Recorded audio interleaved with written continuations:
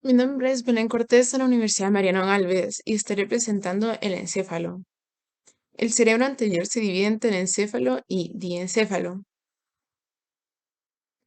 El telencéfalo se forma en la vesícula anterior por dos eminencias. Se encuentran los hemisferios que se llaman hemisferios cerebrales, puesto que el cerebro se divide en dos mitades. Están las cisuras, la cisura interhemisférica que divide el cerebro en dos, la cisura de Silvio que comienza en la cara inferior del cerebro, y la cisura de Rolando, que está encima de la cisura de Silvio y alcanza el borde superior del hemisferio cerebral. También está la cisura perpendicular externa, que sirve de límite entre el lóbulo parietal y occipital. De los lóbulos se dice que están en la superficie de la corteza cerebral. Está el frontal, que por detrás está limitado por la cisura de Rolando y de Silvio. Tiene forma de pirámide triangular. Del parietal es que forma la parte superior y media del hemisferio cerebral. Del occipital está en la parte posterior. En su cara externa hay dos surcos, el surco occipital transverso y el surco occipital lateral. Del temporal es que se encuentra en la parte inferior y media. Tiene dos caras limitadas por la cisura de Silvio y por la cisura perpendicular externa. El lóbulo de la ínsula tiene una forma triangular, separado de los demás lóbulos por el surco de Reid. El lóbulo cuadrilátero está limitado por la cisura perpendicular interna y por el surco subparietal. Del paracentral es que ocupa la parte media y superior de la cara interna. El de la cuña es que está en la parte más posterior y se relaciona con el lóbulo cuadrilátero. El lóbulo orbitario es la cara inferior del lóbulo frontal y del temporo-occipital. Está en la cara inferior, entre la cisura de Silvio y tiene dos surcos. De los ganglios basales se dice que son agrupaciones neuronales ubicadas en la profundidad de los hemisferios cerebrales, por lo que forma un circuito de núcleos interconectados para la iniciación e integración del movimiento.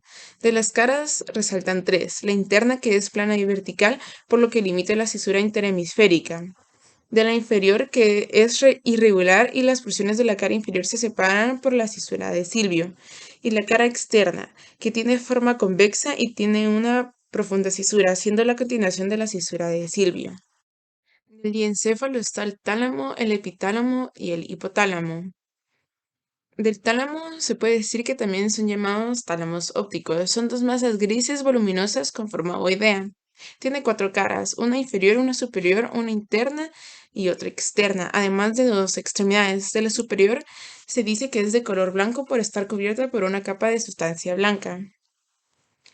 Esta cara se divide en dos áreas divididas por un surco longitudinal, llamado el surco coroideo.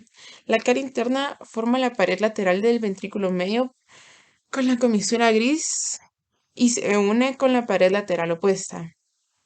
De la externa se encuentra en contacto con la cápsula interna constituida por fibras de la corteza cerebral.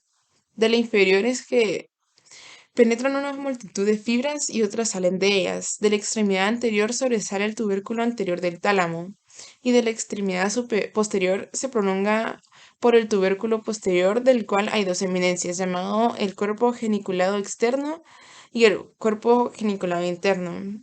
Del epitálamo se encuentra en la parte posterosuperior del tercer ventrículo. Se puede dividir en las partes de comisura blanca posterior, la glándula pineal, el pedúnculo y el trígono de la médula. La glándula pineal tiene forma cónica, además de tener color gris rosado.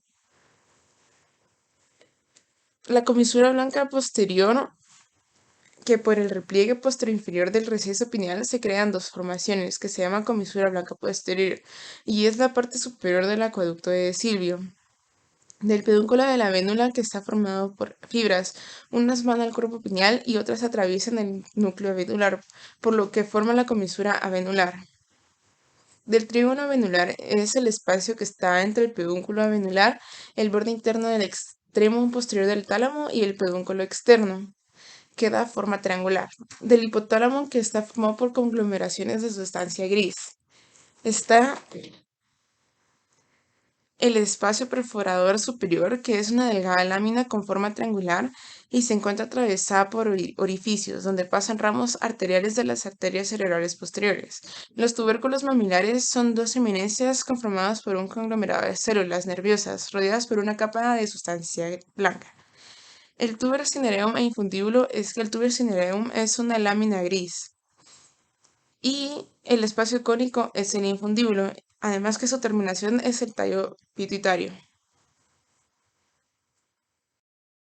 Ahora toca el cerebro medio o mesencéfalo, que se desarrolla a partir de la vesícula cerebral media. Esta región se constituye En esta región se constituye el acueducto de Silvio y logra unir el cerebro con el cerebro anterior. Posee dos caras, dos laterales, una anterior y otra posterior. La anterior está formada por dos pedúnculos cerebrales. Para dirigirse a la sección subtalámica, en la cara posterior se encuentran los cuatro tubérculos cuadrigéminos separados por un surco sagital y otro transversal. Los Las caras laterales de los pedúnculos cerebelosos se hallan separados de los demás pedúnculos por el surco lateral del istmo. Los haces del lemnisco, al hacerse superficiales, abordan el pedúnculo cerebeloso superior, llegando al tubérculo cuadrigémino posterior. También se logra encontrar el núcleo del lemnisco lateral. Ahora está el cerebro posterior o romboencéfalo, que está formado por la vesícula cerebral posterior. En él se desarrolla el bulbo raquídeo, la protuberancia y el cerebelo. Del bulbo raquídeo, que también se le conoce como médula oblonga, se dice que es la continuación de la médula espinal en dirección superior. Sus límites son que por arriba está el borde inferior de la protuberancia y por debajo el entrecruzamiento de las pirámides. Tiene forma de cono truncado. Tiene cuatro caras, una anterior, una posterior y dos laterales. La cara anterior tiene un círculo anterior, que es la continuación del surco medio anterior de la médula, y termina en el surco bulboprotuberencial. En las caras laterales son las prolongaciones de las caras laterales de la médula espinal. Presenta una porción saliente con el nombre de oliva vulvar y está separada por una foseta supraolivar.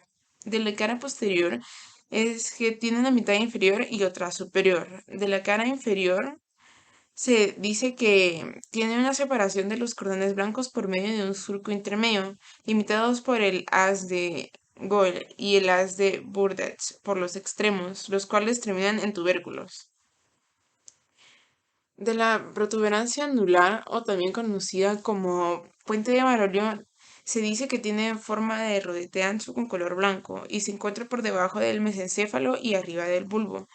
Inferiormente está limitado por el bulbo y superiormente está limitado por el surco pontopeduncular. Tiene seis caras, una anterior, dos laterales, una posterior, una superior y otra inferior.